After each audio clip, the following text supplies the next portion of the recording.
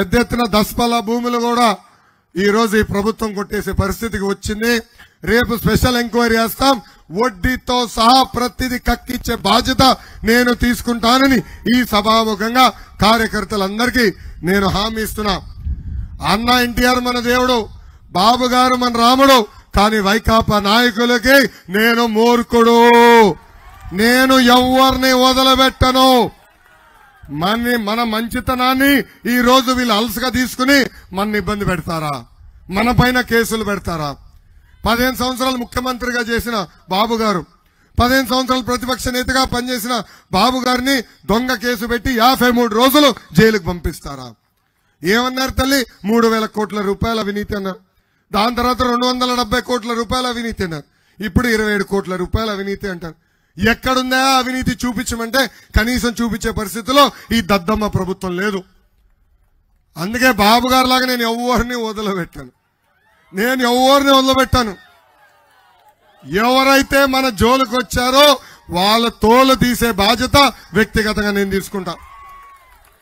ఊరూరు ఎర్ర బుక్ చూపిస్తున్నానని ఎర్ర బుక్ మీద కూడా కేసు పెడతారంట.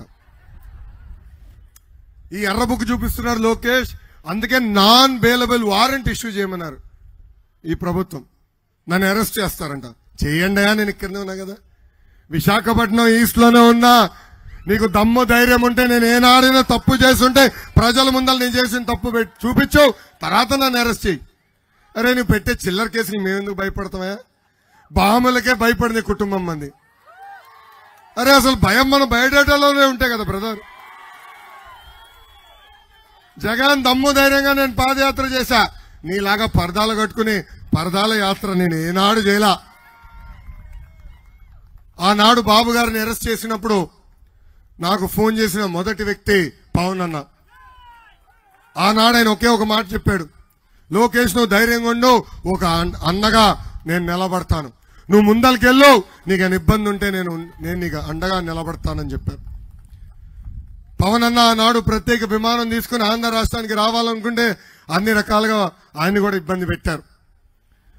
ఇంకో పక్కన ఆయన రోడ్డు మార్గంలో రావాలంటే దాదాపు 3 గంటల సేపు ఆయన్ని బార్డర్లో ఆపేశారు. ఆనాడే నిర్ణయించుకున్నారు, లేదు తెలుగుదేశం జనసేన పార్టీ కలిసికట్టుగా ఈ సైకో జగన్ ని తరిమి కొట్టాలని. అందుకే జన సైనికులకి పసుపు సైన్యాన్ని నేను పిలిపిస్తున్నా, కలిసికట్టుగా మనం పోరాడాలి. ఇక్కడ పేటీఎం బ్యాచ్ వాళ్ళు ఉన్నారు, 5 రూపాయలు కొడితే పనికిమాల పోస్టులు పెడతారు. పసుపు సైన్యం పేర్లు పెట్టుకుని జన సైనికులను తిడతారు, జన సైనికుల పేర్లు పెట్టి పసుపు సైన్యాన్ని తిడతారు. వాళ్ళకి ఇదే పని. మన మధ్య చిచ్చు రాకుండా చూసుకోవాల్సిన బాధ్యత మనందరి పైన ఉంది. మనందరం అప్రమత్తంగా ఉండాలా. ఈ 2 నెలలు కష్టపడి ప్రజల ప్రభుత్వం ఏర్పాటు చేయాల్సిన బాధ్యత ఇక్కడున్న కార్యకర్తల పైన ఉందని ఈ సభాముఖంగా తెలుపుతున్నా.